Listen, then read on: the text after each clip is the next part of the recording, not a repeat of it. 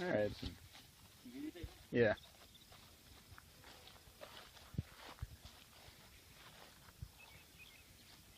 So we're here at Dirt Runner. I'm on lap 2. This is day 6 of OCR America.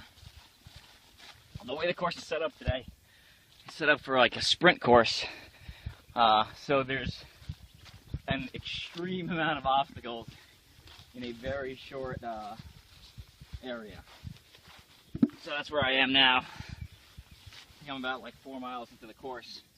So the last mile is essentially all obstacles. Dirt Runner's a lot like, kind of reminds me of Spartan race. So not a lot of technical obstacles like hanging from your hands, like rigs or anything like that. But a lot of carries and some unique stuff like carrying a log across chin deep water. So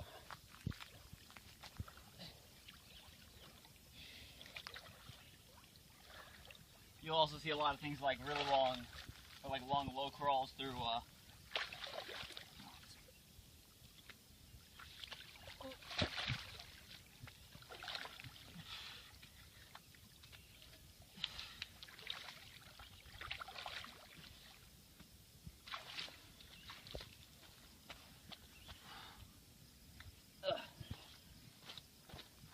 long low crawls through waters and pipes. So if you're a little claustrophobic, you probably won't like this course. Because I'm fine with closed spaces, and even on some of those pipes I was like, oh, it's a little tight. They do have some cool stuff though. We're gonna get to that in a minute. We gotta do this bucket carry first. All right, well, welcome back from day 6. So you're almost there. One more day left. How was day 6 for you? Day 6 was rough. I think that all the days have been pretty rough. A little harder than I expected, but so we drove from Binghamton, New York to basically Chicago, Illinois after day 5's event. So we didn't get a hotel. We just drove straight through. My pit crew drove. I kind of sat in the car and slept and tried to rest up for the next day. Showed up the morning, Friday morning, basically drove straight to the venue and got out and got a quick tour of the course and then started running.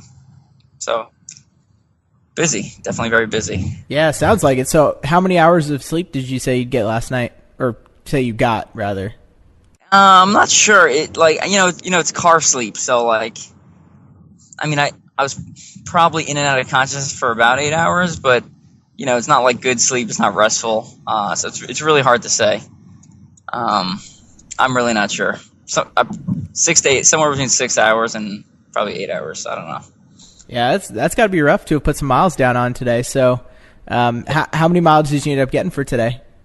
I actually only got about 17, and I think most people are probably like, oh, it's probably because you're tired, and I am tired, but I mean, it's the course conditions that really made the difference. So today, the best way I'd be able to describe it is it was like a Spartan race with terrain similar to OCR World Championships, like that Mud Guts and Glory site, after a heavy rainfall. So we go in, like I started running, I started the day off running. And after, like 200 meters, you get into a ravine and you basically like follow, you cross little ravines and you follow streams uphill. And the mud was just super deep. I mean, we're talking like shin deep mud at points.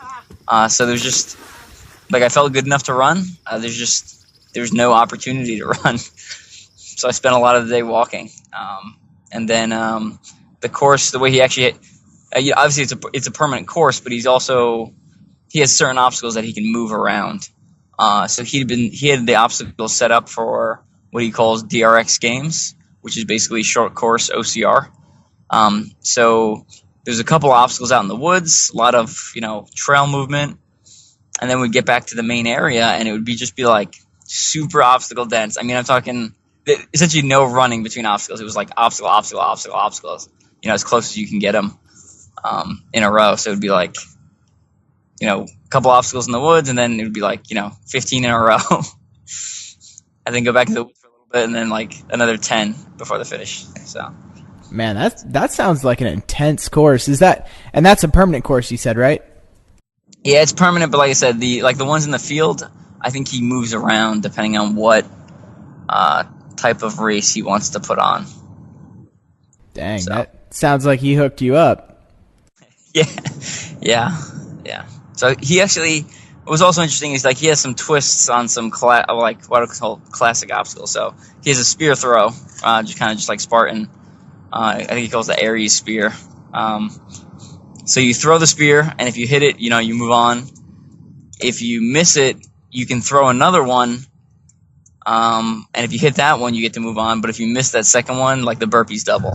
So it'd be 60 burpees. So it's like doubling down. So I thought that was an interesting method.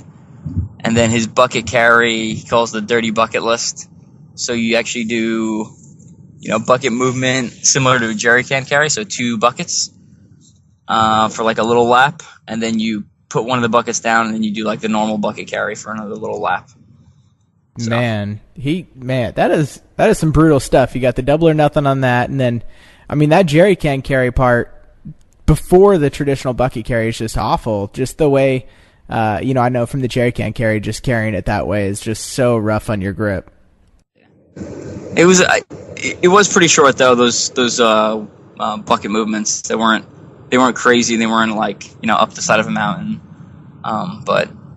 All those obstacles in a row kind of added up. So definitely head over to my Facebook page. We put up videos of some of the cooler ones, like they have a Tarzan swing into a net that you like climb over, and this other like very visually appealing looking one. It's like all these telephone poles sticking out of the side of a hill. That's the final obstacle.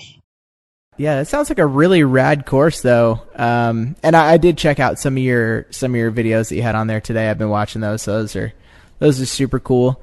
Did you have anybody out there with you today? We had a couple. There was a father and son out there. They did a lap. And then my pit crew, Sty, he's one of my drivers, did 2 laps with me. He drove 12 hours last night, slept for an hour and a half, got up and did 2 laps. So he's racked out right now in the back seat. Yeah, say dedicated understandable. To the cause. Yeah, but it was good because I think the sleep, I was feeling a little run down today, so it was good to have some company. Definitely. Yeah, I definitely believe that.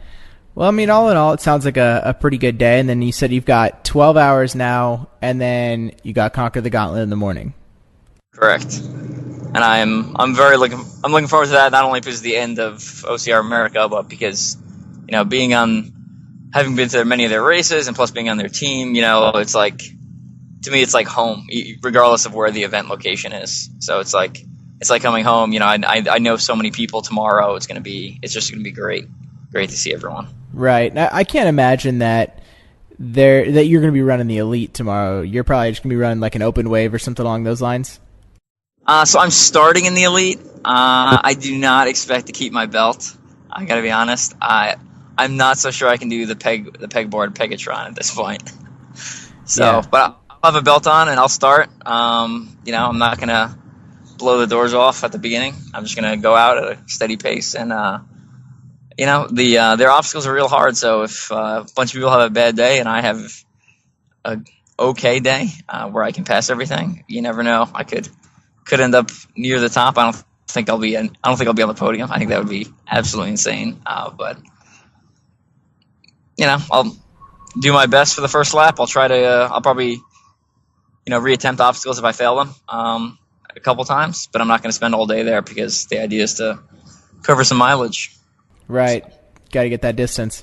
And so, what are their laps at the Conquer the Gauntlet? How long are those? 4 miles. Yeah, okay. It should be right. 4 miles.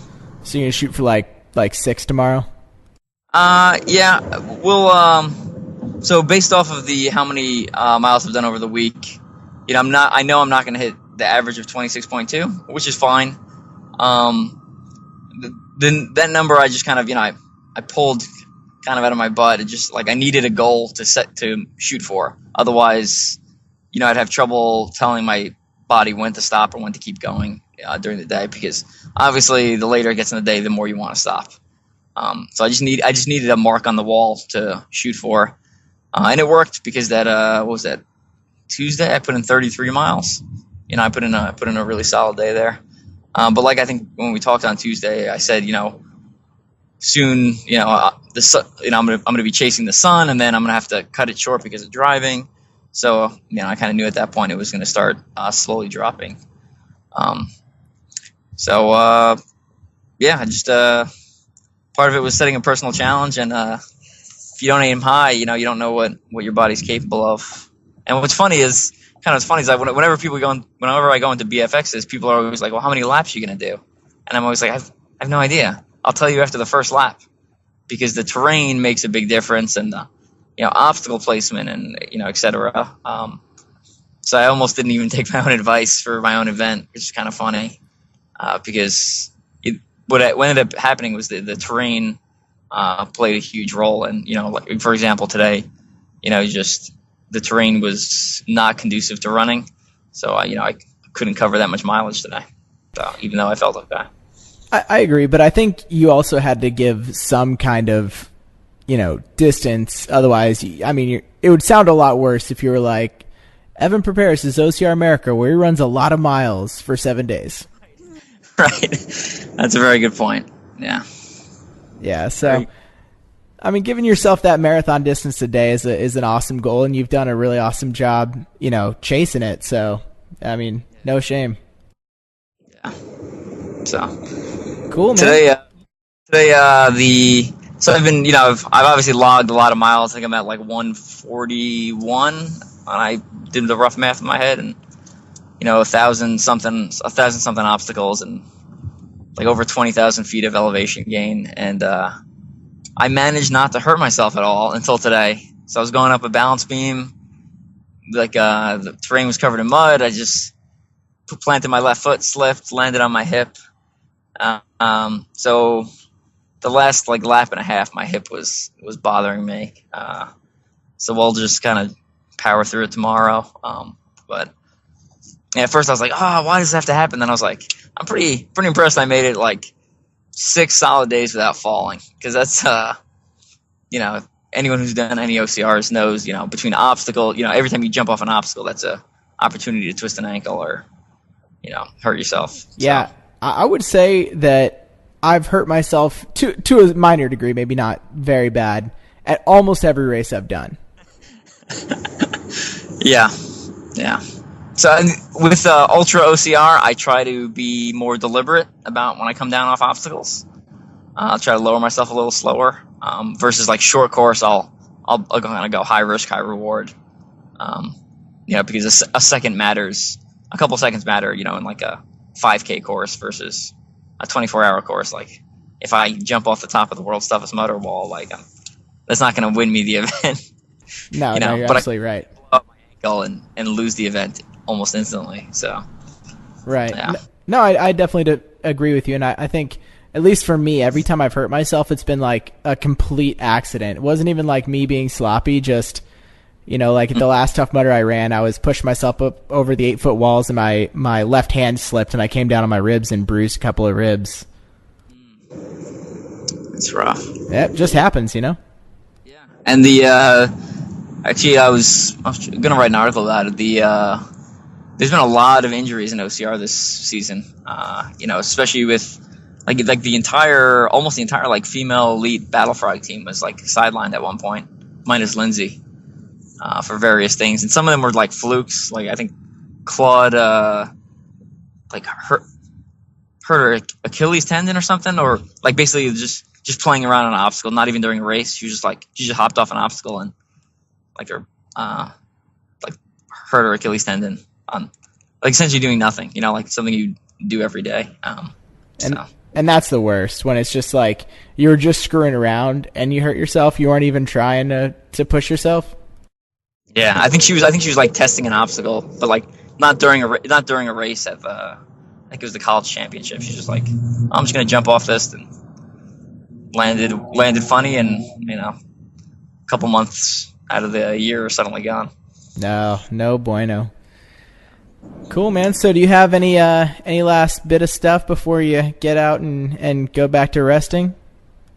I don't think so. I mean, it's been great meeting all these race directors and kind of seeing what they're doing.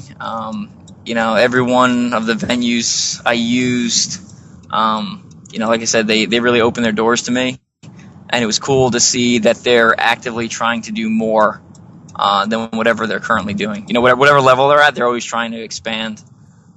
Versus, I've been to other permanent facilities that, from year to year they do less. So all the facilities I went to were like, yeah, here's what we're looking at for the future, and I don't want to give away. I'm not sure if they want me to spread the word yet, so I'll kind of keep that to myself. But yeah, they were all looking at expanding in some way, whether it's building new obstacles or hosting new events, or new types of events, or partnering with other permanent facilities. I mean, I think they have good stuff planned. So. Awesome, and I'm sure you do as well, but I just love seeing OCR in general grow. So I always love seeing these smaller races kind of, push their way up into the bigger name. I completely agree. I think the smaller races, not to badmouth Spartan or anything, but I think they put on a certain type of event, and some of the smaller ones you'll get a different feel, smaller feel, but sometimes I don't say it's better, but it's different, and a lot of times it's at a cheaper price. So definitely check out some of these smaller venues, and like I said, they bring different obstacles, and they can adjust faster than some of the big some of the big companies, like steering a gigantic ship versus like a little speedboat type thing. So yeah, definitely worth checking out. Absolutely, man, and it helps the sport grow. So Agreed. All right, man. Well, I appreciate it, and you go get some rest, and I will talk to you after Conquer the Gauntlet tomorrow.